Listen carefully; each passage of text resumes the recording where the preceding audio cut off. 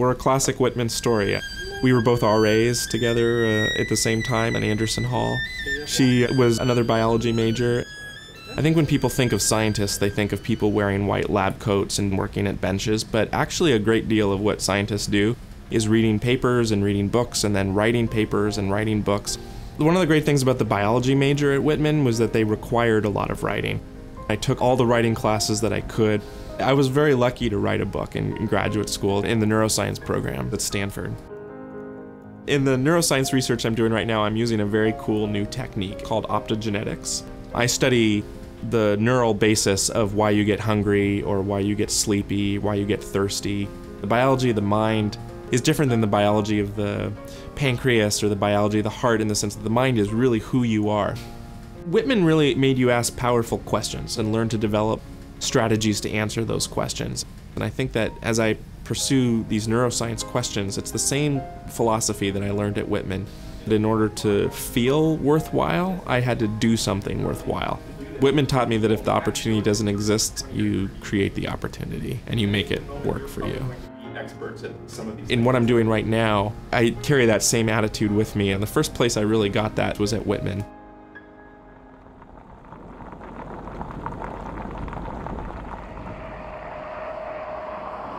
Whitman, middle of Wheatfield in rural Washington. You would not think of that as a place to go to learn about Africa. But for me, it really was. I'm thankful to each and every one of you for walking with me and walking with incredible women that we're supporting in Kenya. Those seeds for Akili Dada were planted at Whitman. They let me fly, to think critically about gender and international development. Critically, not as in criticize, but doing. I use those skills every day now. I was at Whitman on a full scholarship. Go forth and learn. That's tremendous freedom. It's about making sustained investments in people. That's how you change the world. That's how Whitman changed my life, and that's what I'm trying to pay forward. It's the same feeling getting to say, welcome to the family. Bringing up big rocks on a chain gang. There's a certain social freedom and kind of camaraderie about studying. The fact that Penrose Library is open 24 hours a day is like the most beautiful thing in the world.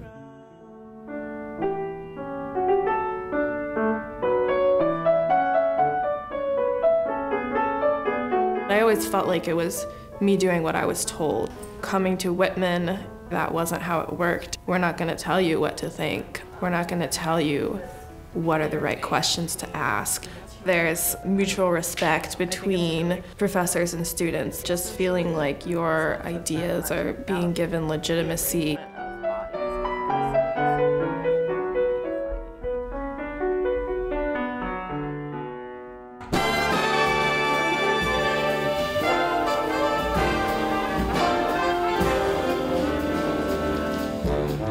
Many of the most important people in my life I met at Whitman.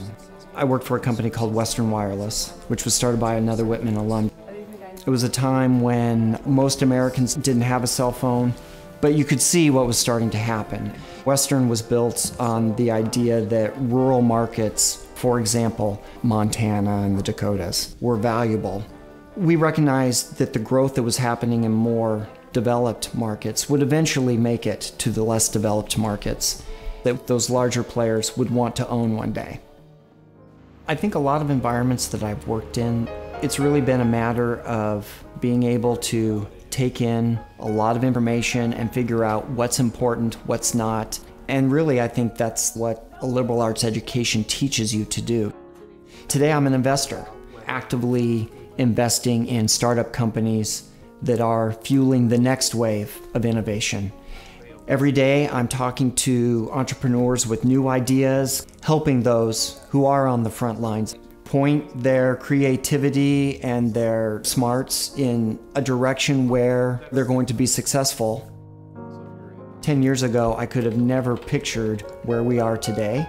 And I know that 10 years from now, we're going to be much more connected in ways that will have a lot of social value. Exactly what form that takes, that's what I wake up every morning trying to figure out. I believe in this kind of education, and I see it changing people's lives. The Asian Studies program just exploded, and we're really much more connected to Asia than we are to Boston. I am trying to encourage my students to imagine new futures, creative new approaches to the world. I see them going out and becoming teachers, going out and doing fantastic kinds of social service, and government, and writing, and art, and music.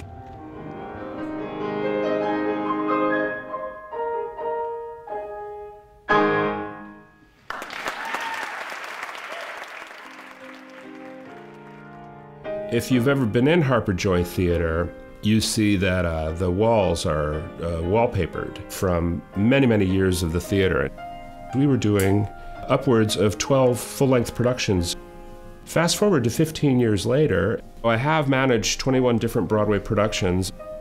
I think there is something about going to this little tiny place in the middle of kind of nowhere where you run into very supportive figures who genuinely guide you along. The Tommy Howells, the George Balls, the Paul Jacksons, the Walter Brattons, all of those. Jack Fryman belongs right in that pantheon, and Nancy very much the same.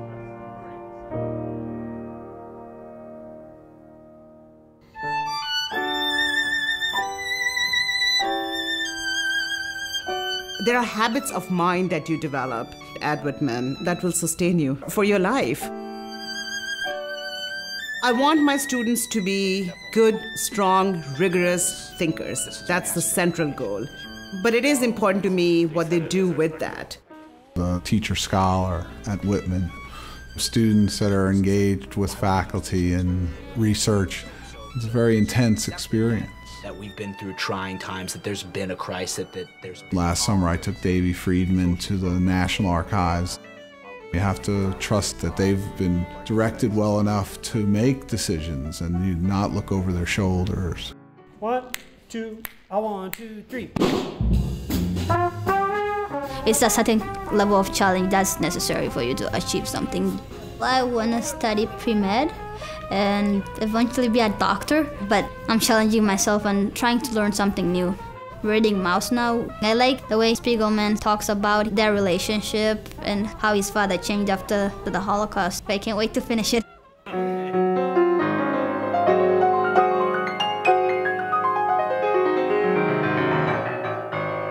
When I became a trustee, there was always this discussion going on about how we did not want to lose the flavor that has been Whitman's all these years. Challenging, -10. but nurturing. The campus itself is so alive with activities and things that are going on all the time.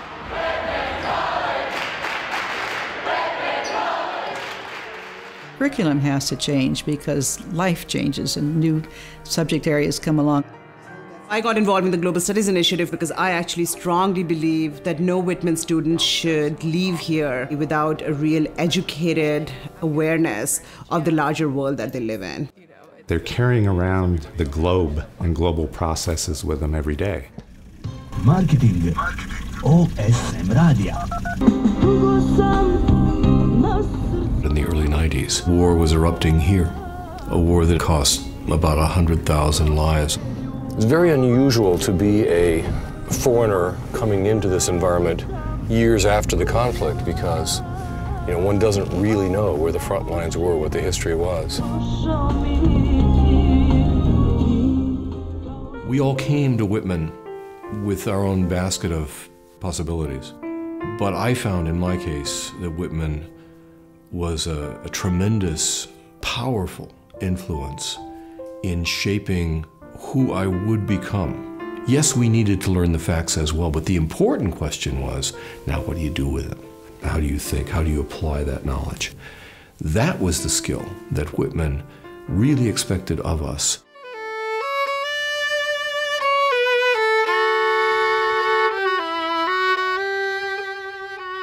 I did my study abroad in the Balkans, so Croatia, Bosnia, and Serbia, looking at the war and what it did. It's like someone described Bosnia as a functioning car on square tires. Like, this is a divided city with no economy, no momentum, but it's so beautiful. I actually have my first thesis draft due this afternoon. I am hopefully solving the issue of refugee return in Bosnia. I'm thinking of alternative electoral structures. It's interesting that by chance, the day that we're having this conversation is Election Day, where the citizens of this country get to go to the polls and decide who's going to work for them. Still a pretty novel concept in this part of the world. The subtext, the leitmotif that kept coming through in my years at Whitman is, don't be afraid of anything. Sure, you can tackle this. I mean, it doesn't mean you're going to tie it up in a bow and have a complete solution, but use your intelligence, use your instincts, use your understanding of humanity, roll up your sleeves and jump in. And this, I think, is the overarching value from Whitman that I keep seeing recurring again and again in my life.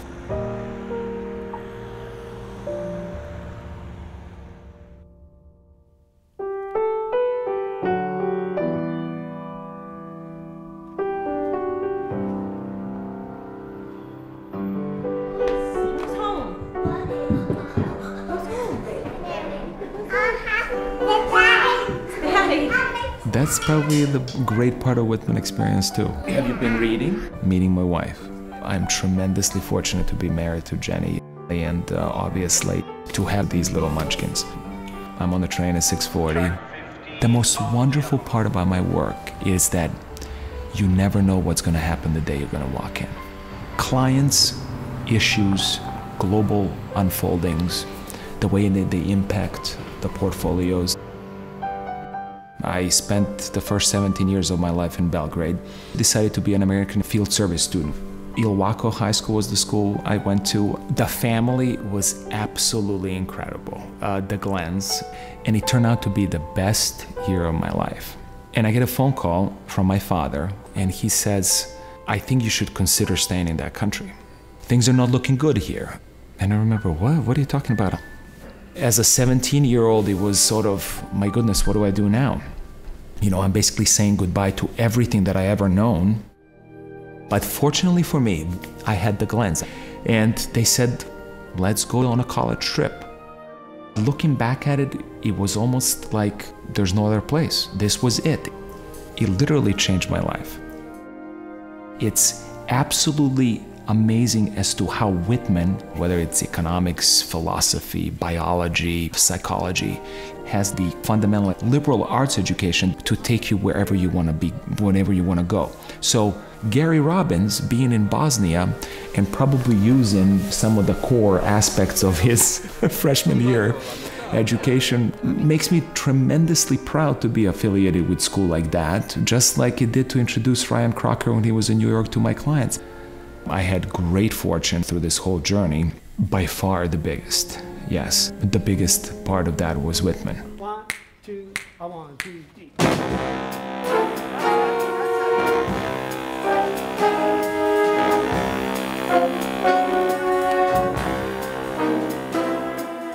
For the students, it will always be a place where they are well taken care of in every sense of the word. They're there for you. It's kept that continuity, that wonderful vibrancy and intellectual stimulation, which is just another reason to love Whitman.